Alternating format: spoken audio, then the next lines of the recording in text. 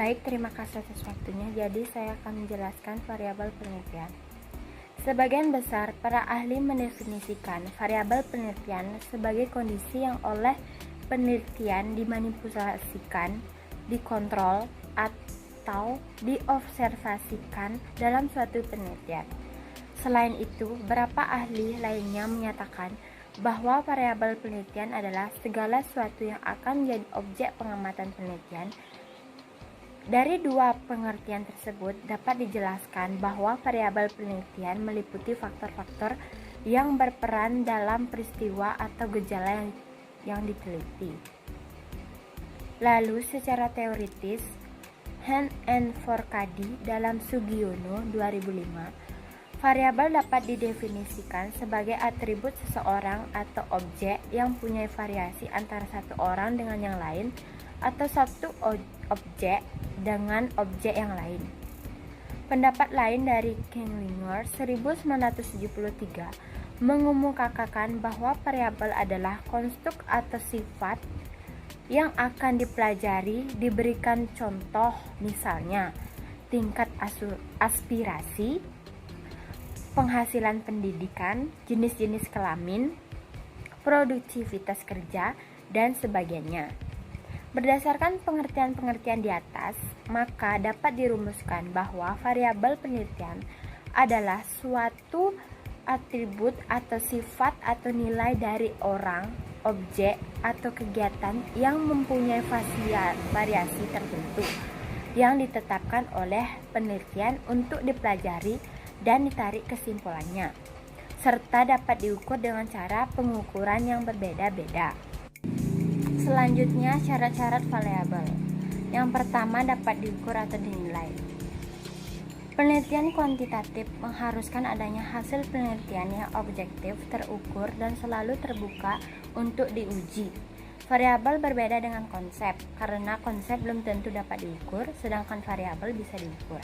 Contohnya, belajar adalah konsep, dan hasil belajar adalah variabel. Mahasiswa adalah konsep, dan jumlah mahasiswa adalah variabel. Yang kedua, menunjukkan variasi atau perbedaan. Dikarenakan variabel membedakan satu objek dengan objek lain dalam satu populasi, maka variabel haruslah memiliki nilai yang bervariasi. Misalnya, dari suatu populasi yang terdiri dari 40 orang mahasiswa, indeks prestasi atau IP hanya akan menjadi variabel bila terdapat variasi nilai dalam IP pada populasi tersebut. Dan sebaliknya, jika dari 40 orang mahasiswa tersebut tidak terdapat variasi nilai dalam IP karena memiliki nilai IP yang sama, maka IP bukan termasuk dalam konsep variabel dari populasi kelompok tersebut. Yang ketiga, ada alat ukur yang valid. Alat ukur yang digunakan haruslah bisa menunjukkan data yang valid. Valid maksudnya instrumen tersebut dapat digunakan untuk mengukur apa yang seharusnya diukur. Yang keempat, ada layak untuk dikerjakan atau dilaksanakan atau diukur. Variabel-variabel yang bersifat konkret dan jelas dapat diukur, dilihat, dan dihitung. Selanjutnya, ada sifat variabel. Yang pertama, variabel statis dan dinamis. Variabel statis adalah variabel yang memiliki sifat yang tetap, tidak bisa diubah keberadaan maupun karakteristiknya.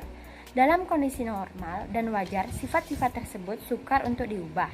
Misalnya seperti jenis kelamin, jenis status sosial ekonomi, jenis pekerjaan, tempat tinggal, dan sebagainya. Yang kedua, variabel dinamis adalah variabel yang bisa diubah keberadaannya ataupun karakteristiknya. Variabel ini memungkinkan untuk dilakukan manipulasi maupun diubah sesuai dengan tujuan yang dikehendaki oleh peneliti. Pengubahan tersebut bisa berupa peningkatan atau penurunan. Contoh, motivasi belajar, kinerja pegawai, prestasi belajar, dan sebagainya. Selanjutnya akan dijelaskan oleh teman saya. Baik, berikutnya saya akan menjelaskan mengenai jenis-jenis variabel.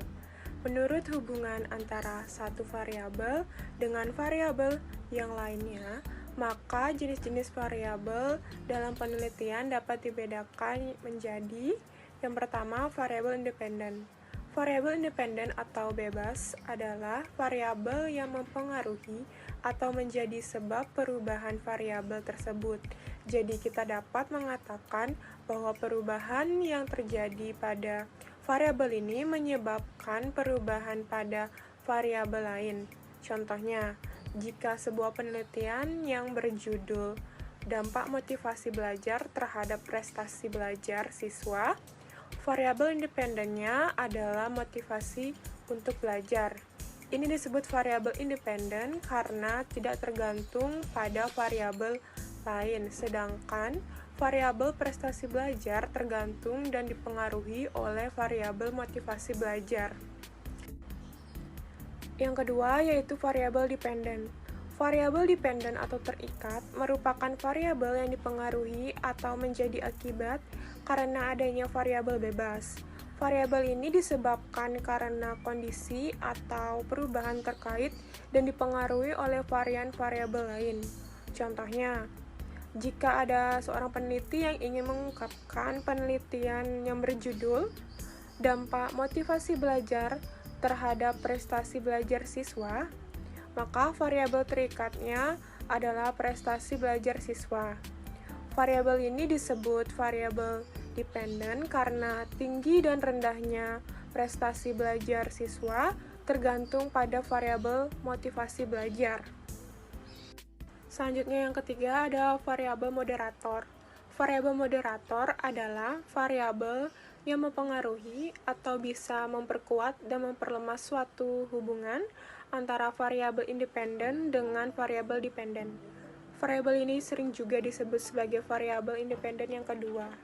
Contohnya, dalam penelitian yang berjudul pengaruh jumlah anak terhadap hubungan perilaku suami dengan perilaku istri.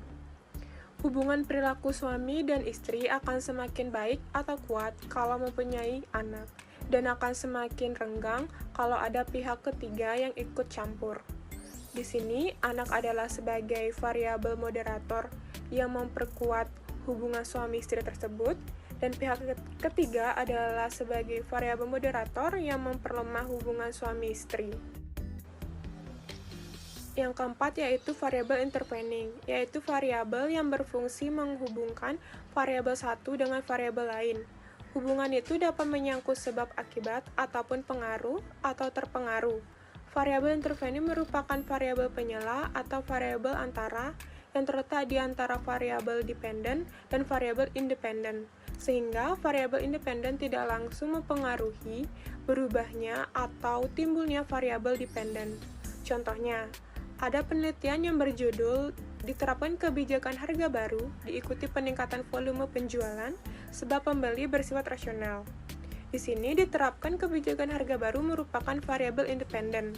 Lalu, diikuti peningkatan volume penjual merupakan variabel dependennya. Yang terakhir, sebab pembeli bersifat rasional adalah variabel intervening. Yang kelima, variabel kontrol adalah variabel yang dikendalikan atau dibuat konstan sehingga pengaruh variabel independen terhadap dependen tidak dipengaruhi oleh faktor luar yang tidak diteliti. Variabel ini sering dipergunakan peneliti bila akan melakukan penelitian yang sifatnya membandingkan.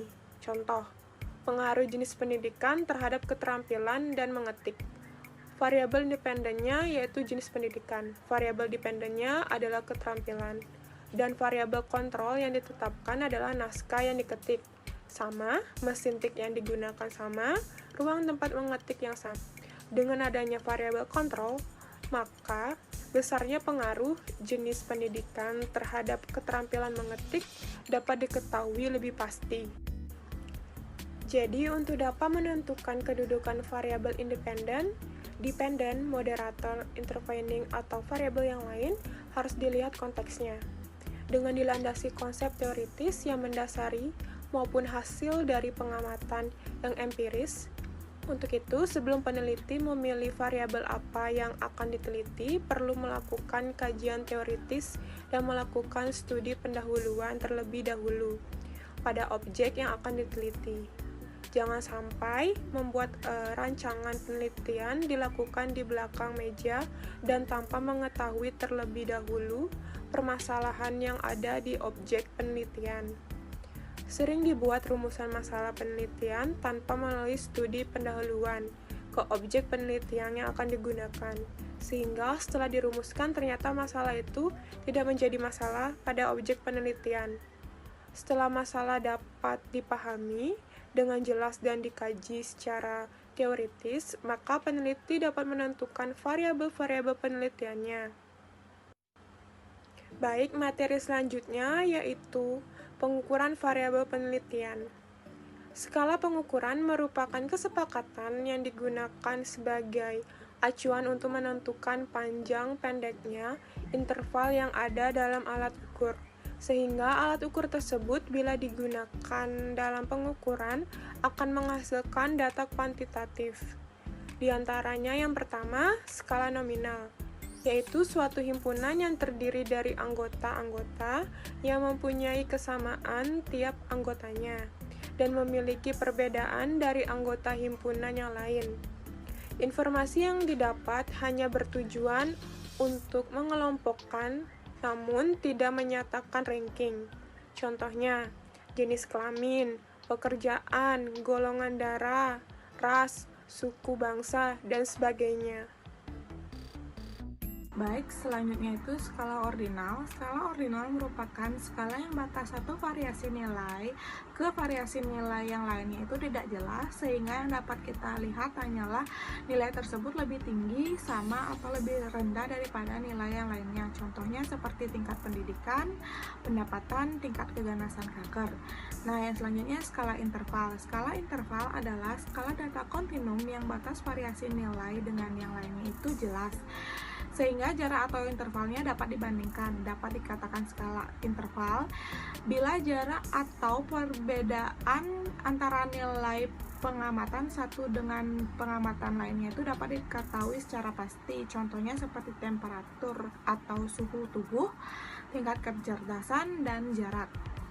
Yaitu yang terakhir, skala ratio. Skala ratio merupakan skala yang di samping batas intervalnya itu jelas, juga variasi nilainya mempunyai batas yang tegas dan mutlak. Contohnya seperti tinggi badan, denyut nadi, berat badan. Selanjutnya, kategorisasi variabel penelitian. Pemahaman terhadap keberadaan variabel melalui pengidentifikasi setiap variabel menjadi variabel yang lebih kecil, indikator, dan item merupakan syarat mutlak untuk dapat melakukan pengukuran secara benar dari variabel tersebut. Nah, memilah-milah variabel menjadi subvariabel itu merupakan juga sebagai kategorisasi, yakni memecah variabel menjadi kategori-kategori data yang harus dikumpulkan. Kategori, indikator, subvariabel ini dapat dijadikan pedoman dalam merumuskan hipotesis, menyusun instrumen, mengumpulkan data, dan kelanjutan langkah penelitian. Nah, di sini ada contoh dari kategori variabel penelitian yang berjudul pengaruh motivasi terhadap prestasi kerja karyawan di perusahaan XYZ. Yang selanjutnya, sumber data penelitian. Nah, yang dimaksud dengan sumber data penelitian ini adalah subjek dari mana data tersebut dapat diperoleh. Nah, apabila peneliti menggunakan kuesioner atau wawancara dalam pengumpulan datanya, maka sumber datanya itu disebut dengan responden, yaitu orang yang menjawab atau merespon pertanyaan-pertanyaan yang diberikan oleh peneliti, baik itu pertanyaan tertulis maupun secara lisan. Nah, apabila peneliti menggunakan teknik observasi, maka sumber datanya itu bisa berupa benda, gerak, atau proses sesuatu. Nah, untuk mempermudah mengidentifikasi sumber data dapat dilakukan sebagai berikut. Yang pertama, person, yaitu sumber data yang bisa memberikan informasi baik secara lisan maupun secara tertulis. Yang kedua, place, yaitu sumber data yang menyajikan data berupa keadaan, misalnya kelengkapan alat, ruang kerja, disiplin kerja, kinerja karyawan, motivasi kerja, dan lain sebagainya. Dan yang terakhir, paper, yaitu sumber data yang menyajikan informasi yang dapat dikumpulkan dari buku-buku, dokumen, dan laporan, dan lain sebagainya. Baik, sekian presentasi yang dapat kami sampaikan. Terima kasih.